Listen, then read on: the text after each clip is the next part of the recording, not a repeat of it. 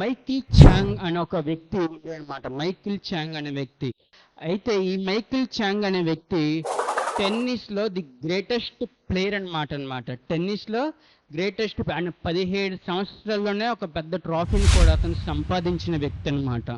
అయితే ఈ మైకిల్ చాంగ్ అనే వ్యక్తి, చాంగ్ అంటే చైనా భాషకి చెందిన ఒక నేమ్ అనమాట.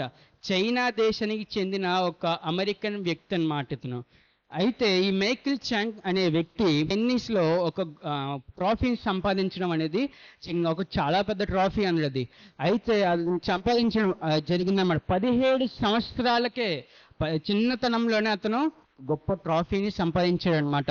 అయితే అక్కడ ఉన్న వాళ్ళు అతను ఇంటర్వ్యూ చేస్తూ, మీరు ఎంత పెద్ద ట్రాఫీని సంపాదించుకున్నారు, దానికి కారణం ఏంటని అడిగితే అతను చెప్పిన మొట్టమొదటి మాట, నా ఆరాధ్య దైవమైన యేసుక్రీస్తు దానికి కారణం అని చెప్పాడు అనమాట. గట్టిగా చెప్పట్లు కొద్దిగా దేవుని మహిమ పడదాం.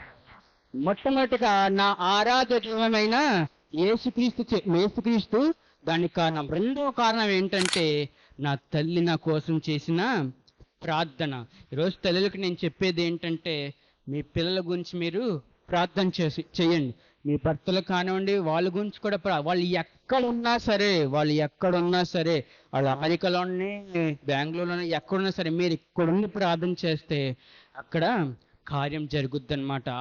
ఆ మైకిల్ చాంగ్ అనే వ్యక్తి ఏం చెప్పాడంటే, నేను ప్రత్యర్థితో ఎప్పుడైతే పోరాడుతున్నానో, మా తల్లి మా ఇంట్లో గదిలో మా దేవుడితో పోరాడుతుంది, ప్రవ్వా నా కొడుకుని